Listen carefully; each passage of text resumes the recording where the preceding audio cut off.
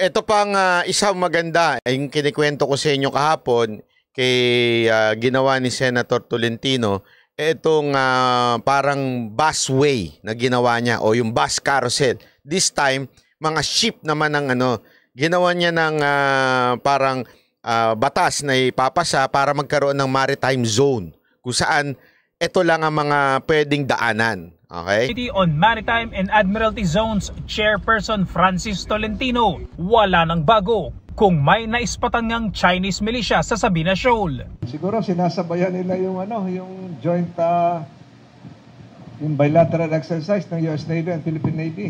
Nandun yung BRP Jose Rizal at saka yung Johnson ata. So baka nagtitingin-tingin sila. Inakda ni Tolentino ang isa sa 7 panukala na layong linawin, ilatag at pagtibay ng batas ang nasasakupan ng bansa. Pero ang tanong, kikilalanin naman kaya ito ng China?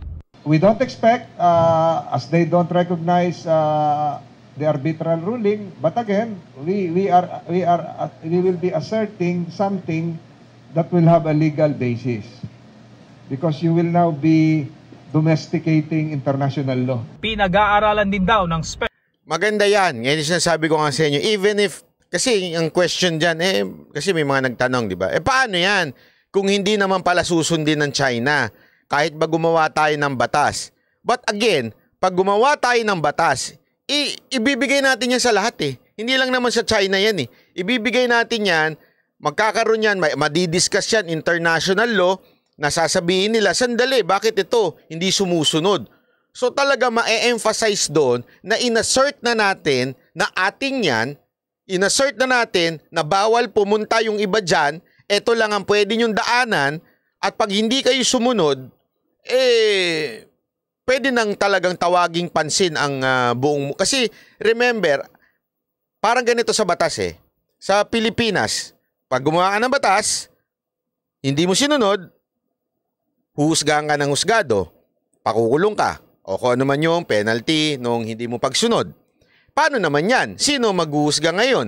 Kasi since magiging batas na yan na ina-apply mo sa lahat, kahit papaano tutulong ngayon yung ibang bansa at sasabihin nila kukondinahin yan kasi meron ng batas tayo. Ngayon kasi ang nangyayari, hindi, teritoryo namin yan. Hindi, teritoryo namin yan. Ganon din sila. Teritoryo nila yan, teritoryo natin yan. O ngayon, pag dumaan, anong ibig sabihin nun? Medyo parang, kaya nga 'di ba nag-uusap-usap pa. Ngayon, pag inassert mo na, ito lang ang pwede nyong daanan. Ito lang ang pwede nyong puntahan ng ship. Pag nilagpasan mo 'yan, sasabihin na ngayon ng iba't ibang bansa, hindi sumusunod ito. Hindi ngayon medyo magkakaroon ng konting kahihiyan. Sana naman, ha? Hindi, kaya lang kasi hindi natin din alam magiging reaction ng China kung susunod ba sila. Pero at least may ginagawa tayong hakbang. Kasi hindi, yan ba ang magiging solusyon? Hindi. Isa lang ito sa solusyon. Ang problema lang kasi dati, parang lang tayo, nangangapata. Kasi etong China, assert sila ng assert. Hindi, amin yan, hindi. Nilagay sila, pak. Lagay sila ng kung ano-anong nilalagay nila. Ina-assert nila. Tayo, hindi, amin yan.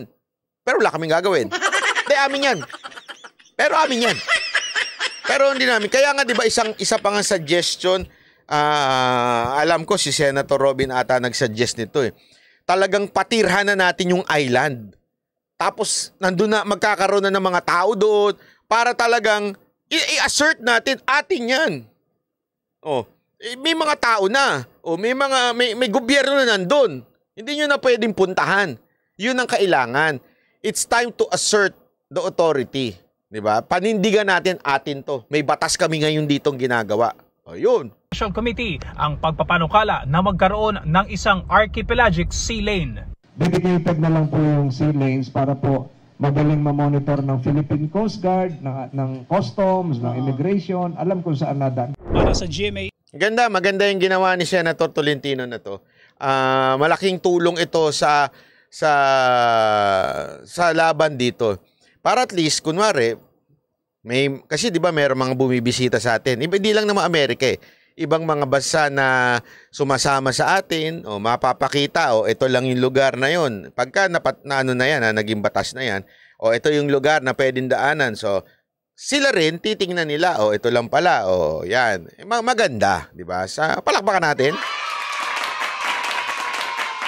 Hindi, alam mo, kaya maganda talaga na may mga ganyan senador tayo. Magaling din sa international law, di ba? Kasi okay din naman na meron tayong mga senador na street smart, di ba? Pero kailangan din natin ng mga senador na pagdating sa international law, at tulad ni Senator Tolentino, kahit si Senator Cayetano, di ba? Isipin nyo, kung hindi tumutol si Senator Cayetano noon, di napahiya yung Senado natin. Pinagpilitan, hindi, punta tayo sa Ungga. Tapos sabi ng presidente, ba't kayo pumunta? Ayoko Hindi dapat Di ba kinontra ng ating Pangulo kasi tama nga naman. Sabi ni Cayetano, sino ba ang architect ng pagdating sa foreign policy? Di ba ang presidente? Bakit tayo nangyengialam? Alam mo naman kasi minsan yung mga senador din natin iba, yung bugso lang ng damdamin. Delikado rin yun minsan. Kaya nga balanse yan Balanse dapat ang Senate Diba? Yan ang kailangan natin.